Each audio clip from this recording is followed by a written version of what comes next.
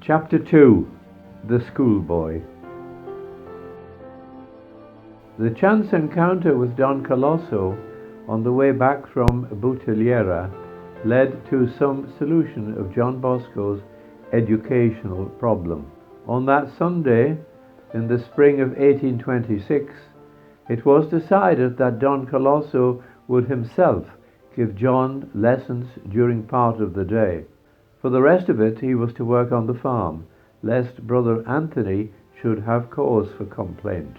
Don Calosso was also able to help John in other ways. He taught him something about prayer, and made him give up certain penances which were unsuitable both to his age and his state of life. The lessons did not begin, however, until mid-September, when work on the farm showed signs of slackening off. John started then on the study of Italian grammar, and at Christmas was far enough advanced to turn to Latin. By Easter, he was doing simple translations and exercises. Anthony, who during the winter had held his hand, with the advent of spring returned to the attack. He complained that it was his work that was keeping the whole family, while John was wasting his time and being brought up like a little gentleman. For the sake of peace, it was decided that John should do his lessons in the morning and work on the farm for the remainder of the day. For the rest, he made use of every spare minute for study, taking his grammar book out to the fields with him, doing his homework after supper when he should have been in bed. Anthony was not satisfied, however, and it was not long before his growing resentment found expression. One day he announced to the assembled family that it had gone on long enough.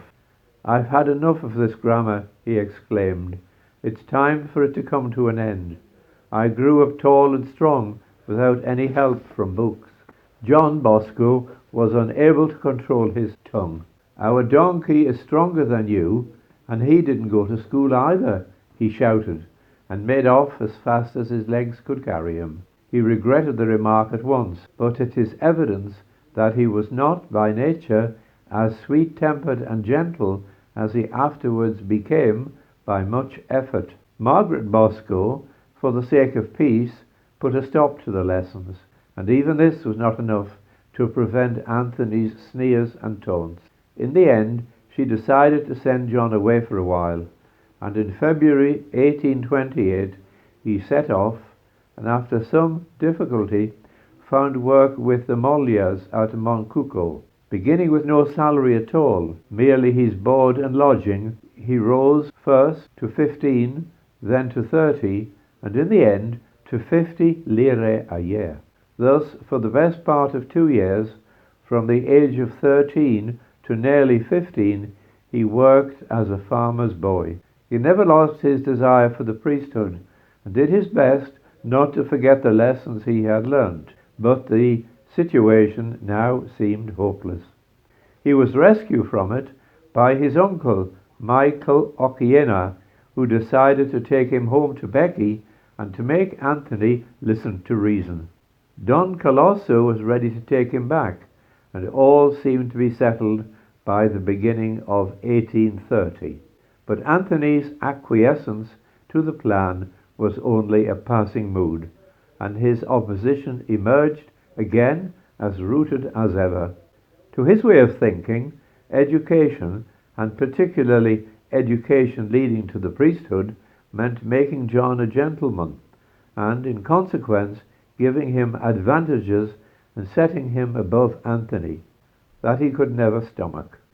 Margaret Bosco, having tried by all the means in her power to arrange matters amicably, now took a decisive step. She applied to the court for a division of her husband's estate. Though the application was opposed by Anthony, it was granted after full investigation of the circumstances. Anthony went to live elsewhere in the hamlet, and Margaret and her 2 sons were left in peaceful possession of the home. Soon after this, John went to stay with Don Calosso, and now made rapid progress, so much in a day, he tells us, as he would have made during a week at home. "And don't worry about the future," the priest told him. "I'll see to it for you. As long as I'm alive, you shall not lack for anything. And if I die, I'll provide for everything." All was going well for the first time, it seemed, when Don Calosso suffered an apoplectic stroke, and in 2 days he was dead. When John saw him as he was dying, the old man could no longer speak, but he made it clear by signs that everything contained in his strong box was John Bosco's, and gave him the key. The box contained enough, 6,000 lire, something like £240, to provide for John's education, but scrupling to deprive the relations of this, he gave them the key.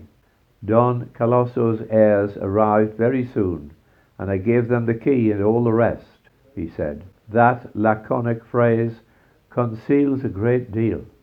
It shows the detachment and indeed the generosity of the boy of 15, who could make over to Don Calosso's relations what must have represented to him the only means of achieving his goal. Margaret Bosco, seeing his distress and fearing for his health, sent him away for a while to his grandfather's at Caprillo. There he had another dream, of which, he tells us, the meaning was very clear. He was severely reproached for putting his trust in men and not in the goodness of his Father in heaven. It was found possible, however, to send him to school at Castelnuovo. At first, he made the journey to the village twice daily, a distance in all of 12.5 miles, and to save his boots, slung them over his shoulder and walked barefooted. Then he took his midday meal with him, and finally, in the depths of winter, he was boarded with a tailor, one Giovanni Roberto, in return for the provision of eggs and corn. In his free time, John Bosco sat and helped the tailor, and made such progress at the trade that he was offered a permanent position. But his only thought was to study. At school, as he now was, he did not find it easy. A growing lad of 15, set among village children, all much younger than he was, in his makeshift clothes, he was a figure of fun for them all. He managed to survive it, and was beginning to make progress when the priest in charge of the school, Don Verano, was moved to a parish, and his successor, unable to keep order in class, could teach him nothing. John went home for the 3-month summer holidays in 1831, heavy at heart. Once more, he seemed to be losing valuable time. His mother and Joseph were no longer at Becchi. In partnership with a neighbor, Febbraro, they had taken on a farm at nearby Susombrino, and there John spent the holiday doing the daily tasks that he had grown accustomed to in earlier years. In the end, it was decided to send him to the local grammar school at Chieri, and there, at the beginning of November 1831, he went. To get an outfit together for him and provide him with a quarter's rent for his lodging, payable in advance, required a certain effort from the peasant family. John put his pride in his pocket and begged from door to door. His neighbours, who approved of his intentions, gave him all that they could spare in the common currency of the country. Corn, eggs, and cheese were offered him and gratefully accepted. The sale of these commodities provided him with clothes, stationery, and a quarter's rent. At first he lodged with a widow, Signora Matta, helping her with the work of the house, and later with her son's studies.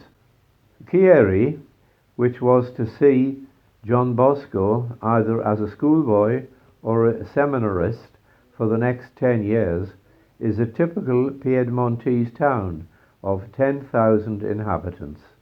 Its narrow streets, medieval houses, and many churches, with the piazzas dominated at one end by the facade of the cathedral and with its mixture of Roman and Gothic, all combine to give it an attraction that is rare in this part of Italy. When John Bosco went to live there, it was a small market town of weavers, religious houses, and students. It is little different now. Schoolboys, too, have changed little down the years. In 1831, they did not spare a great youth of 16 who had passed into the lowest form among the boys of 10 and 11. Once more, John had to put up with teasing and remarks about yokels from Becky, but he bore it all in good part and began to show his mettle. With uncommon application and a first-class memory, he himself tells us that when he was a schoolboy at Chieri, it was enough for him to read a passage through once to know it by heart. He earned promotion to the next class in 2 months, and in a further 2 months was promoted again. An incident that occurred soon after his arrival in this class shows his wonderful power of memory. He had forgotten to take to school with him his copy of Cornelius Nepos, which was then being read. In class, he pretended to follow in the grammar that he had with him, and when he was called on to construe, did so, repeating first a Latin sentence, sentence by sentence, and then translating. The class quickly realized what was happening and drew the master's attention to it. "Your forgetfulness shall go unpunished," Bosco remarked, "on account of your excellent memory, but try to make good use of it in future." The sententiousness of the remark shows that, like their pupils, schoolmasters have not greatly changed since those days. Quickly, Don Bosco acquired a position of ascendancy over his schoolfellows. He repeated his experience at Becky with his readings and Sunday entertainments. Here in Chieri, he formed a society, La Societa dell'Allegria, with the twofold aim of encouraging religious practices and providing healthy recreation. It was open only to those whom Bosco regarded as suitable. He threw his net wide, but would have nothing to do with the irreligious, the foul-mouthed, or the indifferent, and the rules were simple enough. On Sundays they met for prayer and went to the Jesuit church for the doctrinal instruction, following it up with excursions to the surrounding countryside, climbing up to Superga, the great basilica overlooking Turin, the mausoleum of the royal house of Savoy, tramping the 12 miles to Turin to see the sights in the great city, then in its heyday, or, when the sun beat down mercilessly, resting in the shade in Chieri, entertained by John Bosco's conjuring and acrobatics. John Bosco had a great influence over them, but on one occasion at least he was obliged to exert himself considerably in order to retain it. An acrobat appeared in the square one day at service time, just when Don Bosco was leading his group to the Jesuit church for their weekly instruction. He found that on the way several had fallen out. The acrobat was proving a stronger attraction than the preacher. John knew that it was no good reasoning with the man. The only effective means of dealing with him was to beat him at his own game. He issued a challenge, which was readily accepted. John beat the professional at running, jumping, climbing, and juggling. As the stakes were doubled at each successful contest, the acrobat lost a considerable amount of money, though John had been hard put to it to find the original stake. However, good relations were restored by a dinner. John Bosco, his Societa dell'Allegria, and the acrobat sat down together in one of the inns in Chieri, and afterwards the balance of the prize money, after paying for the dinner, was handed back to the acrobat. Never again would he offer amusement in the square while the bells were ringing for Mass, Vespers, or Catechism.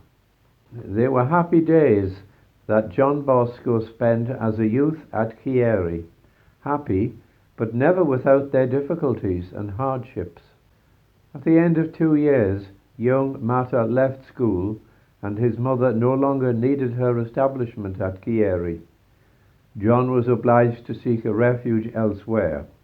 Just at this time, a friend of Bosco's family, John Pianta, opened a cafe at Chieri. In return for certain services, he gave John lodging. There was a certain danger in regard to my vocation, writes John Bosco, but I am bound to say that all the customers were good Christians. John Pianta certainly believed in obtaining his money's worth. The lodging he gave John Bosco was a cave-like recess above the oven. It can still be seen just as it was in those days, the only difference being the marble tablet commemorating the fact that John Bosco slept there, and also the generosity of one Blanchard, who by little gifts of food on occasion saw to it that he did not starve. Margaret Bosco still brought in from the farm a weekly ration of maize, potatoes and chestnuts, and his landlord furnished a nightly bowl of soup, but it was meagre fare for a growing youth who was working as hard as he was. In 1888, 4 months after John Bosco's death, Pianta, then an old man, testified to his friend's industry as a schoolboy in Chieri. He told how every morning John served several masses at the Jesuit church, never neglecting his work, sweeping out the cafe, and even looking after Pianto's aged and ailing mother, and how sometimes he found him still at his books early in the morning, having worked all night. He forbore to mention the fact of the lodging that he provided for his young friend. John Bosco seemed able to turn his hand to anything. In his free time during the day at the cafe, he was largely mastered the pastry cook's art.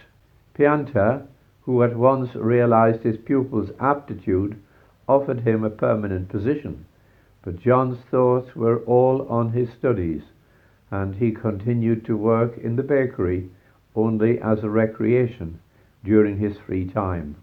As he came to the end of his school days, it became increasingly clear to him that he was called to the priesthood. That first dream at Becky was still fresh in his memory, and it had been repeated at intervals since then. It occurred in slightly different form when he was 16, and again 2 or 3 years later. Yet he was troubled. He felt that it was wrong to trust to dreams. In addition, he wondered whether he possessed the necessary qualities, whether some of his inclinations, he was thinking of his taste for all sorts of games, were not against it. And last, but far from least, was where would he find the fees for the seminary? He would, of course, have to live there. Every moment of his time would be taken, and there would be no thought of earning his keep or turning an honest penny or two, as he contrived to do as a schoolboy. Nor could he expect monetary help from his mother. In addition, he was well aware of the dangers that he would encounter in the secular priesthood. He had often complained to his mother of the distant attitude of the clergy towards the faithful, and asserted that if ever he were ordained, he would behave far differently. Now it seems he began to wonder, could his vocation survive such a trial? He turned for help to his confessor, and there was none to be obtained there. That good man would accept no responsibility in so grave a matter. His own rector at Castelnuovo, Don Dasano, urged him to become a secular priest on the ground that he would then be able to support his mother in her old age. But John's thoughts were already turning to religious life as the solution to all his troubles. Margaret Bosco had informed him in no uncertain terms that the important thing for him was to follow his vocation and not consider her at all. She expected nothing from him. In any case, Joseph, her other son, would be able to support her in her old age. And the one thing she dreaded for him above all was wealth. If you become a parish priest and should chance to grow rich, I should never cross your threshold. That decided him. With his mother's remarks ringing in his ears, John applied to the Franciscans at Chieri in March 1834. On the 18th of April, at the Friary of Our Lady of the Angels in Turin, he underwent the customary examination, and on the 28th of April his name was entered in the register of postulants with the remark, habet requisita et vota omnia. In other words, he possesses the necessary qualifications and has obtained the votes of all. All now seemed settled when the chance remark of one Savio, the blacksmith at Castelnuovo, caused John Bosco to take further advice on the subject of his vocation. The blacksmith counselled his seeking the opinion of Don Joseph Cafasso, a young priest in Turin. Don Cafasso's dealings with John Bosco begin thus to all intents and purposes in 1834, though John had met him beforehand at Murialdo in 1827, when Cafasso was a seminarist and John a boy of 12. Here it need merely be chronicled that he told John Bosco categorically to continue his studies and enter the seminary. He saw clearly that his vocation was one to the priesthood, and that John had considered the Franciscans as a mean to it and as a way of solving his difficulties. More than that is necessary as an indication of a call to a particular form of religious life. In October 1835, John Bosco was admitted to the diocesan seminary at Chieri. Of all the relics carefully preserved in Turin, Don Bosco's exercise books and textbooks are possibly the most moving. There can be seen the Latin prose, the Latin verses, written in brown, black ink of those days on the rough paper bought, perhaps, from the proceeds of some gift of corn or cheese from a neighbour at Becky. The material effort needed to produce these exercises in John Bosco's spidery hand, corrected and recorrected in places, to concentrate on the lines of Virgil in the cave-like room above the bakery at Chieri, or among the unfinished garments at the tailor's shop in Castelnuovo, seem to us now almost superhuman. He was sustained by a clear sense of vocation, but it has to be borne in mind that we are considering not a grown man with mature realization of all that was at stake, but a schoolboy. Indeed, idleness was never a failing of his. Yet among his papers of this period is no resolution not to waste time, to employ every minute, phrases that are almost commonplace in the lives of the devout. John Bosco was far too busy for that kind of thing.